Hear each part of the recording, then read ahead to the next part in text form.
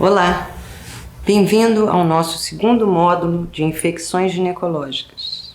No primeiro módulo, você já deve ter assistido, nós conversamos sobre as infecções ginecológicas que causam corrimento ou cervicite. No módulo de hoje, nós vamos conversar sobre aquelas infecções ginecológicas que cursam em algum momento com úlceras genitais. São queixas que são comuns no nosso dia a dia, do ambulatório ou no consultório, onde damos assistência às mulheres.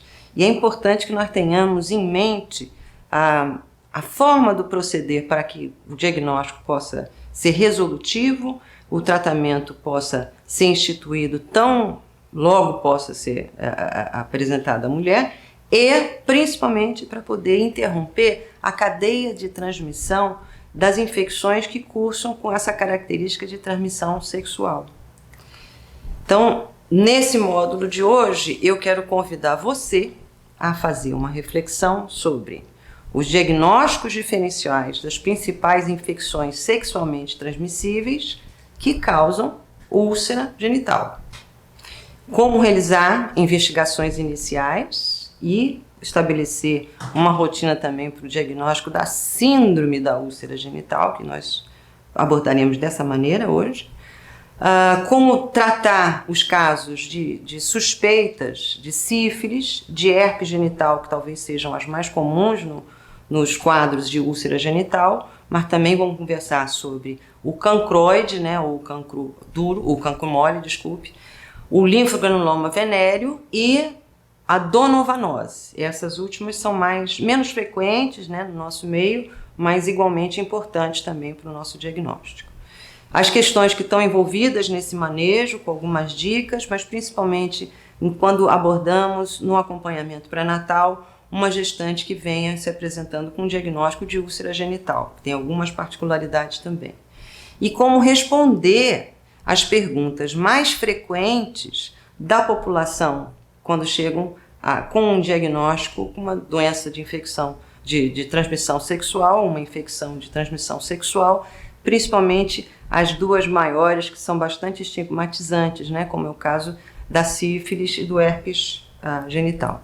Nesse slide nós podemos observar que existem diferentes abordagens, né, com o diagnóstico das infecções de sexualmente transmissíveis.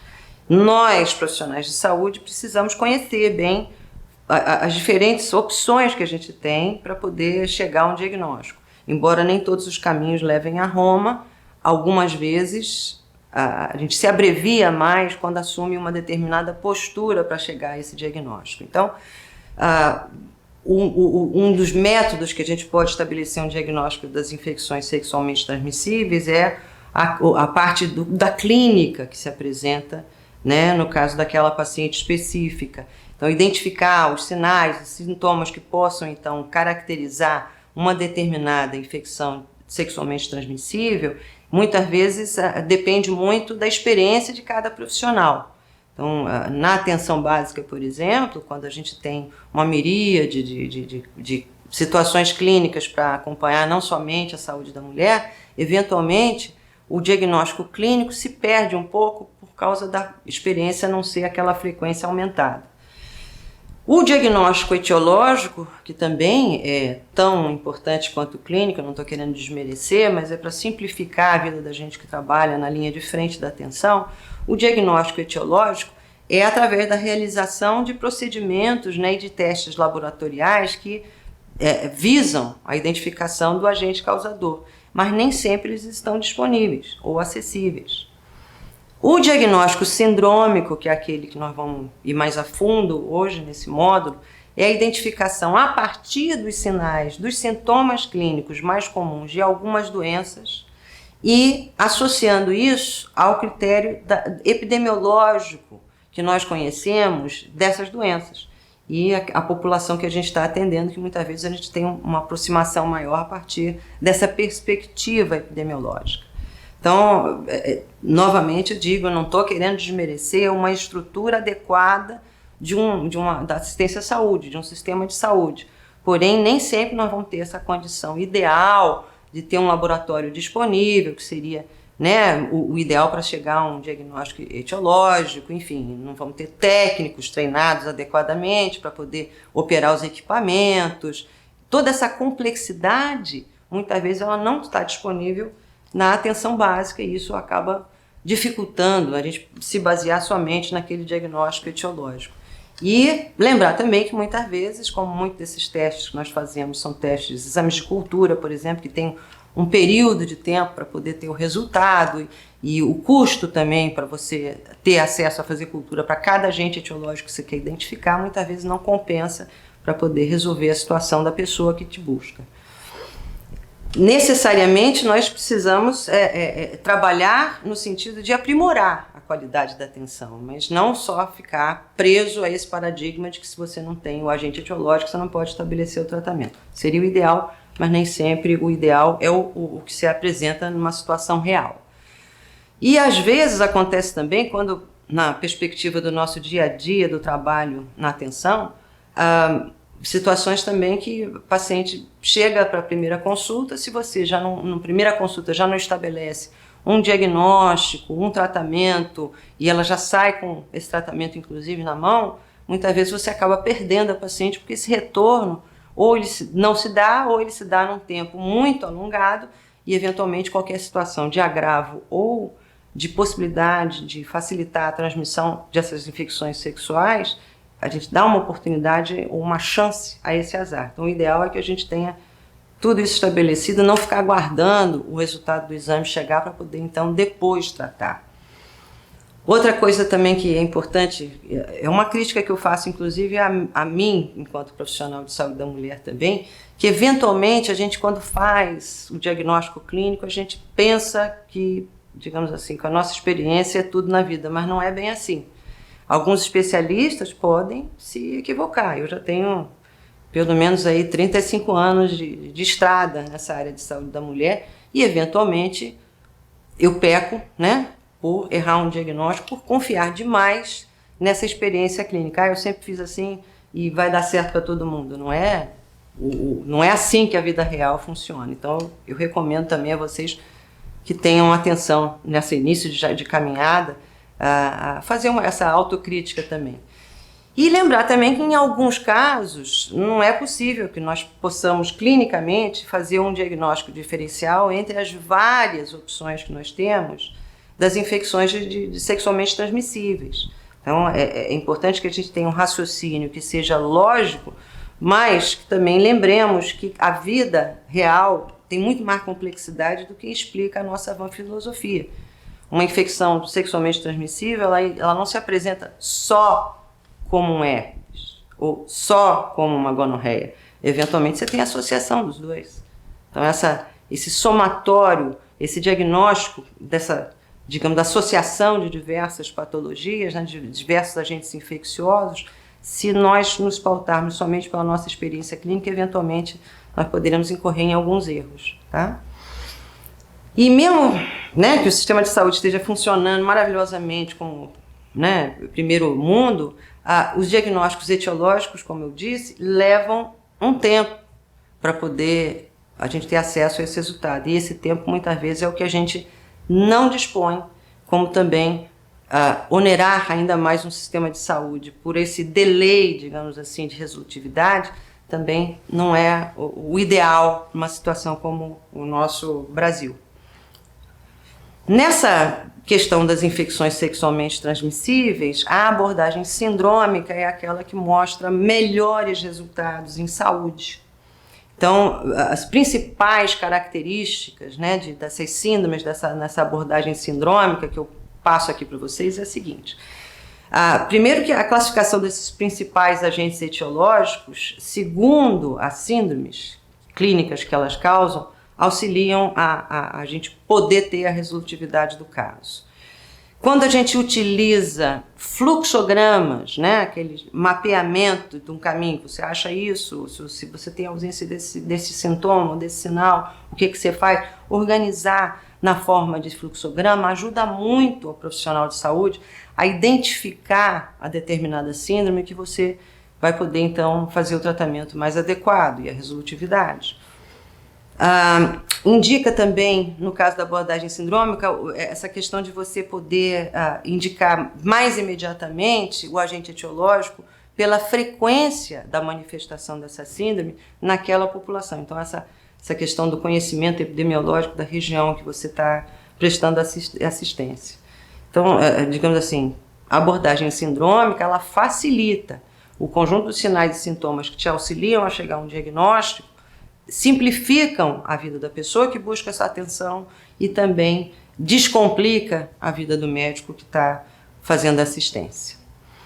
E cumpre ressaltar também, né, a importância, de sobremaneira, a importância da anamnese, essa anamnese cuidadosa, essa capacidade que a gente tem de ter uma escuta mais orientada, né, mais assim, amplificada, inclusive, para poder identificar quais fatores que podem predispor a uma determinada situação de saúde ou em que situações que você pode observar uma maior vulnerabilidade, né, na questão daquele paciente, daquela paciente especificamente, e de uma certa maneira o enfrentamento a essa transmissão, essa maior transmissibilidade das infecções sexualmente transmissíveis, compete muito a essa capacidade que nós temos então de fazer um julgamento mais preciso, né, dentro do conjunto do que é apresentado.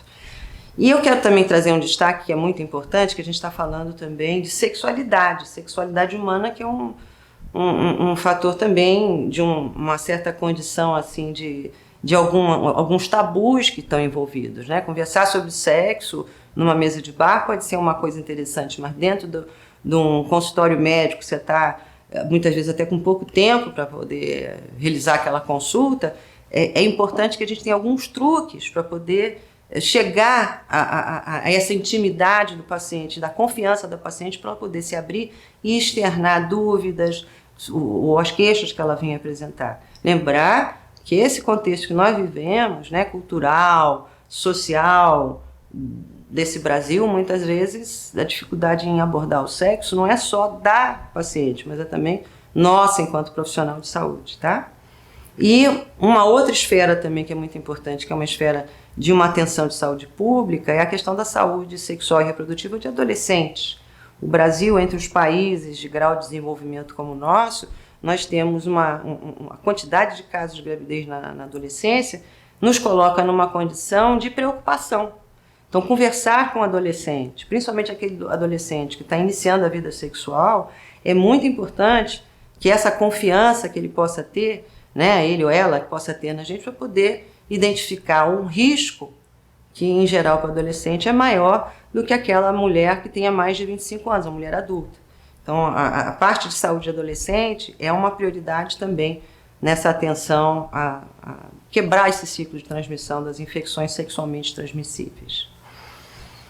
Os fatores que são importantes também, né, nesse contexto sociocultural que nós estamos falando, que influenciam a transmissão, muitas vezes tem a ver com o processo de educação em saúde, né, a educação da saúde sexual e reprodutiva, que é uma oportunidade numa consulta ao médico, sim, mas deveria ser uma coisa mais ampla na nossa sociedade. Então, a educação dentro das escolas, dentro de ambientes, inclusive religiosos, por que não dizer, dentro das igrejas, é muito importante abordar a sexualidade como um fator normal da vida de qualquer ser humano.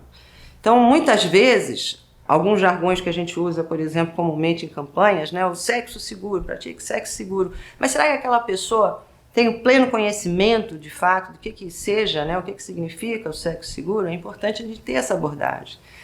Muitas vezes também a gente vê a dificuldade, por exemplo, de acesso ao preservativo, seja ele a camisinha feminina ou a masculina, muitas vezes tem dificuldade, embora ultimamente o Ministério da Saúde tenha procurado fazer essa oferta dessa tecnologia, né, num âmbito mais ampliado dentro da rede básica, para que tenha essa maior, para que principalmente adolescentes, mas todos nós tenhamos maior acesso a esse tipo de proteção. Muitas vezes também o desconhecimento ao uso do método, né? O uso da camisinha, como é que coloca, como é que não coloca.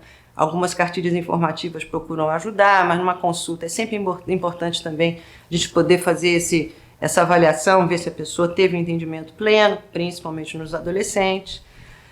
Algumas pessoas, principalmente na maioridade, têm mais dificuldade na aceitação do uso do preservativo. Então, também, como é que a gente pode fazer para vencer essa barreira? Porque o fato de você estar numa fase mais avançada da vida não quer dizer que não tenha maior exposição a infecções de transmissão sexual, até mesmo a AIDS. Existe toda uma parte de abordagem da saúde na maioridade para que a gente não tenha uma exposição maior à questão da transmissão do HIV.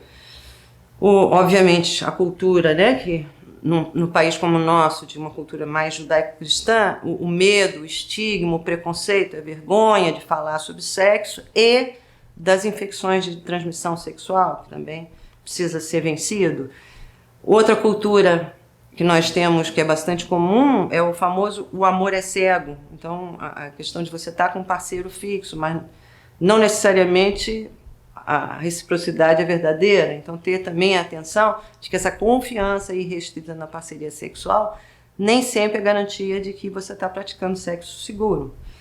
A falta de orientação e de aconselhamento no sentido amplo, né, de poder identificar aqueles fatores que sejam de risco para poder vencê-los, né, e a falta de confiança, muitas vezes, no próprio profissional de saúde, com essa postura que eu mencionei, de a gente ter uma postura muitas vezes, por não elaborar bem a nossa própria sexualidade, ter dificuldades de abordar a sexualidade do outro, ou pior, de ter preconceitos, né? Sexo normal, o que é normal? Pode ser normal para um, para outro, dependendo da época, dependendo do contexto, dependendo do conjunto histórico da obra. Então é procurar ter uma atitude o menos de juízo, de valor possível quando a gente trabalha com a saúde dos outros e o cuidado que a gente tem que ter com os outros. Na esfera biológica, né, nós temos também alguns fatores que vão favorecer a transmissão das infecções sexualmente transmissíveis. Por exemplo, a questão dos fluidos corporais. Quanto mais tempo os fluidos corporais estiverem expostos ou em contato, né, com a região genital, maiores são as chances de transmissão. Então, nessa situação, o gênero pesa, como nós vamos ver aqui. A idade também é importante, é um fator importante. Os extremos da idade, do ciclo reprodutivo. Então, o tecido vaginal tem características que vão se alterando com o amadurecimento, né? O próprio início do ciclo menstrual e o final, esses dois extremos da vida. A característica, tanto da vagina, do tecido vaginal, quanto do cervical, são semelhantes nesse aspecto de maior fragilidade, maior exposição de contaminação por agentes, né, de transmissão sexual. Então, as mulheres mais suscetíveis são adolescentes e mulheres na menopausa. A questão do gênero, como eu estava dizendo, né, que as mulheres adquirem predominantemente as infecções sexualmente transmissíveis pela relação sexual, justamente porque a vagina acaba sendo um reservatório desses fluidos corporais que eventualmente estão contaminados, e essa superfície da vagina, que é maior, também facilita que haja uma absorção, né? E o ato também da penetração, da fricção com a penetração, que também elimina algumas barreiras mecânicas, facilitando a transmissão.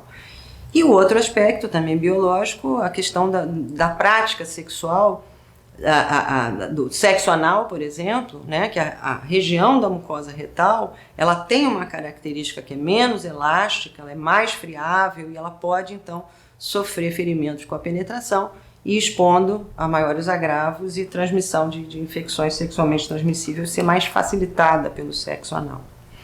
Mas essa questão do tabu, né, de falar sobre o sexo, que é constrangedor tanto para a pessoa que busca atenção quanto para nós que estamos provendo esse cuidado, faz com que a gente tenha muitas vezes oportunidades perdidas até para poder fazer o diagnóstico. Então eu quero ver se a gente pode ter nessa oportunidade desse módulo uma forma mais estruturada de uma abordagem que possa ser mais ampliada e facilitar também a essa anamnese inicial que nós vamos fazer. Então, estar preparado para lidar com a situação da sexualidade é uma temática que é muito importante quando a gente fala de infecções de transmissão sexual. E superar essas resistências também, né, da pessoa para poder mudar o comportamento, esses comportamentos de maior risco, como é que a gente pode auxiliar a pessoa a descobrir uma maneira de reduzir formas que a colocam numa situação de maior vulnerabilidade, também é uma missão, é uma função do profissional de saúde, né? Então, saber ouvir, pontuar as perguntas, a maneira que a gente apresenta as perguntas e individualmente acolher a paciente que nos busca atenção e ela tendo a confiança, inclusive que a própria privacidade desse momento da consulta lhe será assegurada, é muito importante para essa anamnese ser feita de uma maneira que seja mais a contento. Então vamos começar pensando nessa anamnese e hábitos de risco, né? Então, o estilo dessa abordagem, quando ela é muito direta, muitas vezes cria uma resistência, uma barreira para a gente poder chegar a esse lugar comum chamado confiança que a gente estou mencionando esse tempo todo aqui, porque realmente é por aí a importância da consulta ter essa abordagem, né? Para poder a gente construir em conjunto uma relação de confiança de uma maneira que a pessoa possa revelar um pouco mais da sua intimidade e receber o que precisa receber naquela consulta. Então, quando a gente fala sobre comportamentos sexuais, vamos normatizar, inclusive, com esse pequeno glossário que eu trago aqui nesse diapositivo, nesse slide, para podermos falar a mesma língua, que às vezes tem muita confusão, inclusive, nessa terminologia. Quando a gente fala em orientação sexual é aquela atração que alguém sente por um outro indivíduo, tá? Geralmente envolve questões sentimentais, tem nada a ver com a questão genital, sexual, exclusivamente, tá? Mandos do coração. Identidade de gênero, que é um outro termo que falamos assim, numa forma mais ampliada, é uma classificação de construto social e pessoal que as pessoas, homens e mulheres, podem ou não concordar com o gênero que é designado no momento do nascimento, né? Com, digamos assim, o sexo biológico atribuído quando nasceu. É uma identificação daquela pessoa, é uma marca daquela pessoa. O sexo que é designado ao nascimento é aquela que o obstetra, quando vai lá, né, que vê, olha, é um menino, olha, é uma menina, mas não necessariamente é aquele que a pessoa vai querer assumir depois numa idade mais adulta. Então, o sexo morfológico genitália é o que a gente chama de sexo designado ao nascimento. E a expressão de gênero, que é a maneira que a pessoa se apresenta, né, é a forma da sua aparência, do seu comportamento. Então, só para a gente poder, a partir daí, construir um pouquinho mais do nosso pensamento para a aula de hoje. Outra questão também que gera muita confusão é essa sopa de letrinha que a gente chama LGBTQI+. O que cada uma dessas letrinhas representa, né? Que são atitudes de uma vida moderna que todos nós temos que estar habituados e principalmente quem trabalha com saúde da mulher tem que estar acostumado também a entender esse arco-íris, digamos, de apresentação da sexualidade humana. Então, essa identidade de gênero que está embebida nessas letrinhas, o L quer dizer lésbica, o G que quer dizer gay, o B que é bissexual, o T, o transexual, o I, intersexual e algumas pessoas falam que é indeterminado, o Q, que vem de uma palavra inglesa chamada queer, né? Tradução assim, ipsilitris seria o excêntrico, o diferente, o insólito, mas que é muito utilizada para designar as pessoas que estão fora daquele padrão, daquela caixinha que a gente define como sendo homem e mulher, tá? Então, essa normatização de gênero, o queer é uma coisa mais ampliada. E esse sinal do positivo que se coloca depois dessa sopa de letrinha, que é todo um outro espectro, né, bem mais ampliado de orientação para o gênero daquela pessoa, que é realmente fascinante, uma vez que a gente procura emergir uma imersão maior nessa questão da sexualidade humana, sabe? Então, só para poder começar essa maneira que nós vamos então conduzir a anamnese com esse rol de perguntas que eu estou expondo aqui nesse diapositivo, para a gente colher essa história sexual com perguntas que sejam específicas e que nos orientem também a questão da avaliação de risco dessa pessoa de adquirir as infecções sexualmente transmissíveis e poder, então, ter uma mudança de comportamento, usar de medidas de prevenção que sejam, de fato, eficazes e identificar determinadas vulnerabilidades também que a gente precisa abordar. Então, em relação à saúde sexual, a proposta de começar, por exemplo, com pergunta. Vou fazer algumas perguntas sobre a sua saúde sexual, uma vez que a saúde sexual é muito importante para a saúde geral. Sempre pergunto a todos os pacientes sobre isso. Se está tudo bem para você, né? Pedir sempre o consentimento para entrar nessa seara de maior intimidade. Então, se está tudo bem para você, eu vou fazer algumas perguntas sobre questões sexuais nesse momento, né? Agora. Antes de começar, você tem alguma dúvida ou alguma preocupação em relação à sua saúde sexual que gostaria de discutir? Então, abrir esse espaço para um diálogo, né? Consulta médica não é uma coisa assim hierárquica, de baixo para cima, é uma parceria nesse cuidado, então o diálogo é muito importante. Nessa questão da identificação sexual, que nós estamos tentando começar com esse primeiro glossário, é justamente para poder adentrar esse universo da normatividade sexual, né? da cis ou da transnormatividade sexual. E perguntar à pessoa qual a orientação sexual que ela considera ser a dela, né? Homossexual, se é gay, se é lésbica, se é heterossexual, se é bissexual, ou se está indefinido, não sabe ainda, não elaborou ainda direito. Dá essa oportunidade também da pessoa refletir sobre esses assuntos e esclarecer o que significa cada um desses termos. Se a sua identidade, se você identifica com qual gênero, né? Homem, mulher, um homem trans, uma mulher que seja trans, uma travesti, outra situação, queer, enfim, dá a oportunidade também de fazer uma explanação sobre isso, também se tiver alguma dúvida. Qual sexo você foi designado no nascimento, se fez alguma alteração, e fazer o registro, inclusive, né, do sexo no nascimento e qual foi se houve alguma cirurgia de mudança de sexo, enfim.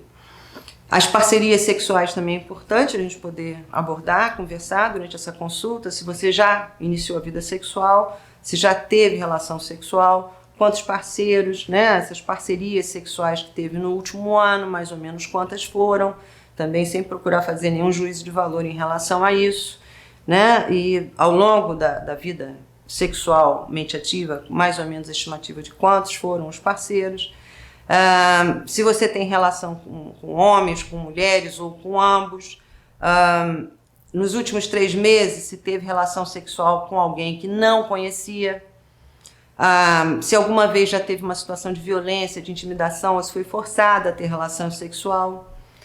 Nessa questão das práticas sexuais também, nos últimos 3 meses, que tipo de sexo teve, se tem relação anal, se teve relação vaginal, relação oral, no caso do sexo anal, se foi receptivo, né?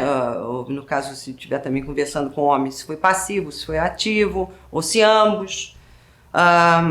Você ou sua parceira fazem uso de algum tipo de drogas recreativas, né? O álcool ou alguma outra substância que possa fazer uso como drogas ilícitas quando faz sexo, se já trocou sexo por drogas, também, que aí já identifica um pouco mais as vulnerabilidades.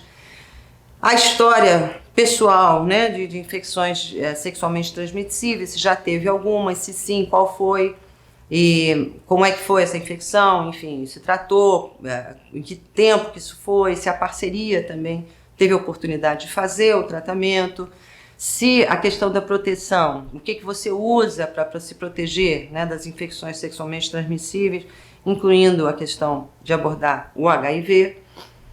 Quando você usa a proteção, com quantas parcerias, se todas elas consentem, enfim. Se já teve acesso a fazer uso de vacinas, como a hepatite B, hepatite A vacina do HPV, que são vacinas também que auxiliam a proteção dessas infecções também, que são de transmissão sexual. Em relação ao planejamento reprodutivo, que é uma ótima oportunidade também para esse tipo de conversa, se tem o desejo de engravidar ou se tem desejo de ter mais filhos, né, e poder planejar. Se sim, então quantos você gostaria de ter, quando você gostaria de ter, enfim, o que você e sua parceria estão fazendo para evitar uma gravidez se ela não está sendo planejada. Se não quer ter filhos, então se você está fazendo alguma coisa para evitar a gravidez, e conversar, certificar de fato qual é a questão envolvida nessa opção de não ter, dessa opção de planejamento reprodutivo. Então, saúde sexual, ela é fundamental. Essa avaliação geral da saúde sexual é importante para toda e qualquer pessoa. Conhecer, principalmente, a história para os adolescentes, para poder abrir e tornar um diálogo mais franco. E essa investigação, de uma forma assim, mais estruturada, como essa proposta que eu estou fazendo, facilita esse diálogo de uma forma ampla, para poder também auxiliar a gente que é profissional de saúde a ter uma condução mais plena de cada caso. Então é importante que nós tenhamos, cada um de nós desenvolva a nossa rotina, o nosso ritual, mas que a gente possa ter pelo menos o espectro dessas perguntas que possa auxiliar a planejar melhor o cuidado da pessoa. Então agora vamos conversar sobre a questão da úlcera genital. Quando a gente fala de úlcera genital, a gente está se referindo a uma lesão ulcerada, né, uma ulceração que se apresenta na região anogenital e que não tem causa traumática, tá? Porque existem algumas patologias traumáticas que podem cursar com úlcera, como também tem algumas patologias sistêmicas que podem cursar com úlcera, né, e doenças dermatológicas não infecciosas que também podem cursar com úlcera. Mas aqui nós vamos falar sobre as úlceras genitais como uma manifestação sindrômica da infecção de transmissão sexual. Essas úlceras elas podem ser múltiplas ou únicas, elas podem ser precedidas de outras lesões, como por exemplo vesículas e depois o aparecimento de úlcera. Isso já ajuda a gente a elaborar um pouco melhor esse diagnóstico sindrômico que eu mencionei. Mas vamos falar especificamente, né, das úlceras genitais em alguma fase da doença, do curso da doença que foi transmitida sexualmente, cujos agentes etiológicos mais comuns são o treponema pálido, né, que causa sífilis ou o cancro duro, o hemófilos do Crey, que dá o cancroide ou o cancro mole, o herpes vírus, né, tanto o herpes vírus tipo 1 como o herpes tipo 2, que nós vamos ver mais adiante, a clamídia que nós já conversamos sob a ótica dos corrimentos e cervicites no primeiro módulo, mas nesse nós vamos estar abordando especificamente aquelas cepas da família das clamídias, né, que é o L1, L2 e L3, que são o agente etiológico causador do linfogranuloma venéreo. E por último, mas não sendo o menos expressivo, seria a donovanose causada pela Klebsiella granulomatosis, e que também é conhecida como granuloma inguinal. A maioria das mulheres jovens, sexualmente ativas, com úlceras genitais ou perianais, a gente já elabora como um default, né, o mais comum, ou ter um herpes genital ou ter a manifestação primária da sífilis. Sempre ter isso à mente, porque são os mais frequentes, mais comum da gente observar.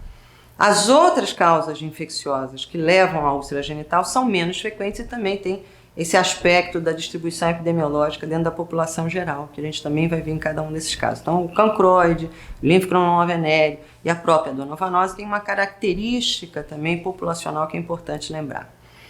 Então, o herpes genital, a sífilis e o cancroide têm sido associados a um risco maior também, uma vulnerabilidade maior da transmissão do HIV. Por isso também é tão importante, quando a gente faz o diagnóstico de uma dessas 3 patologias que levam a úlceras genitais, a gente fazer também a oportunidade do rastreamento para o HIV. Então, muitas dessas síndromes de úlcera genital, elas têm pouca exuberância na sua manifestação e às vezes, como os sintomas são muito leves, né, e poucas alterações, passa desapercebido inclusive pela própria paciente. Às vezes é um achado que a gente faz numa consulta ginecológica de rotina.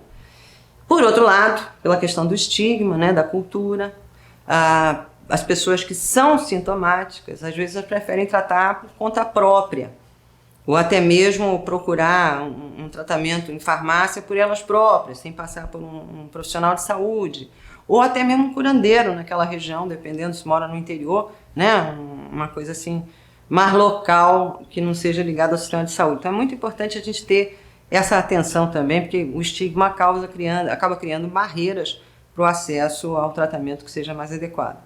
Mas mesmo quando busca atendimento no sistema de saúde, eventualmente acontece também do diagnóstico da infecção sexualmente transmissível passar desapercebida ou não ser diagnosticada corretamente, ou até mesmo não sendo tratada de uma forma que seja mais adequada, tá?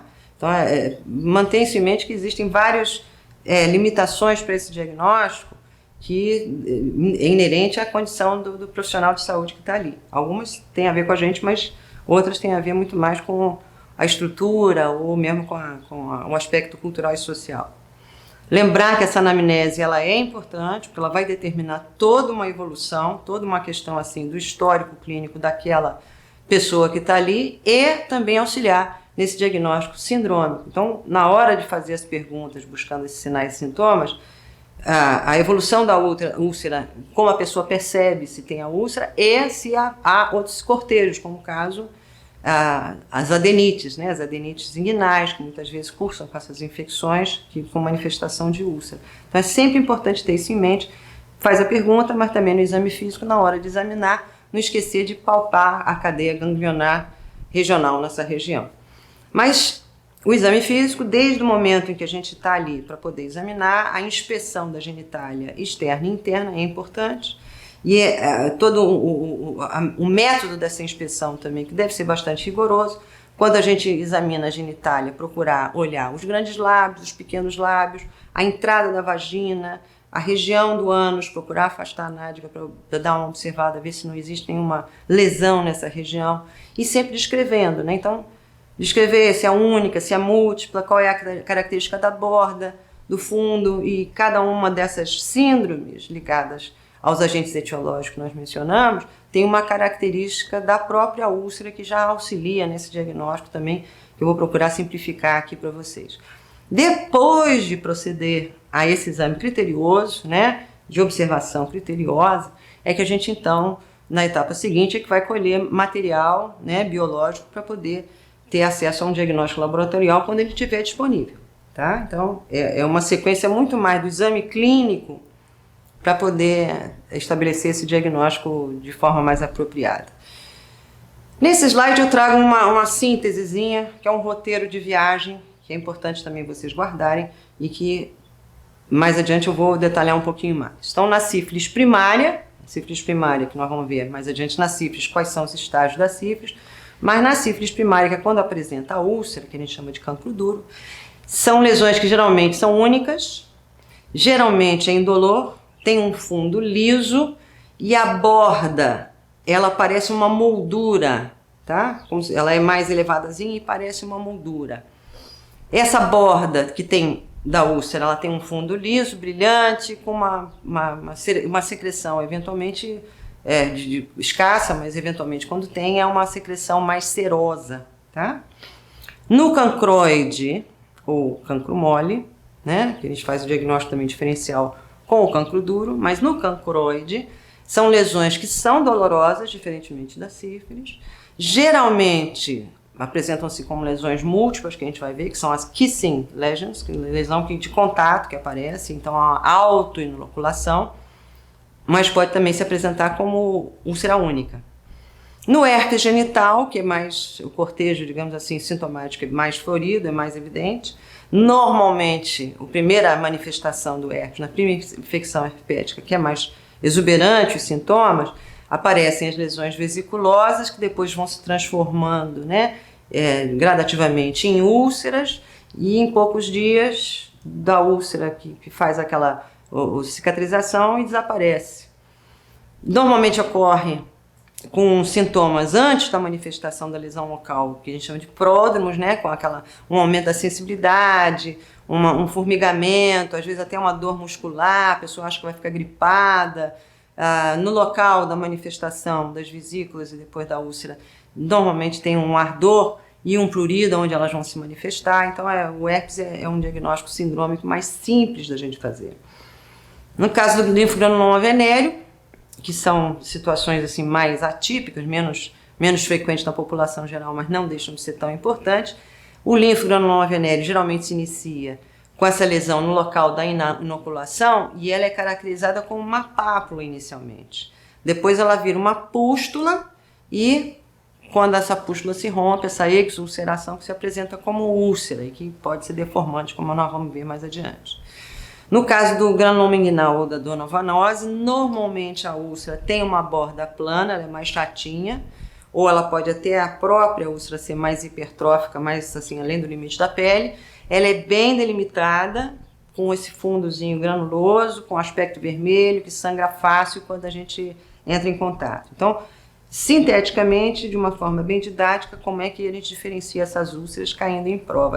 Essa uma pergunta referente à úlcera genital. Esse quadrinho daqui já atende bastante as nossas respostas, tá?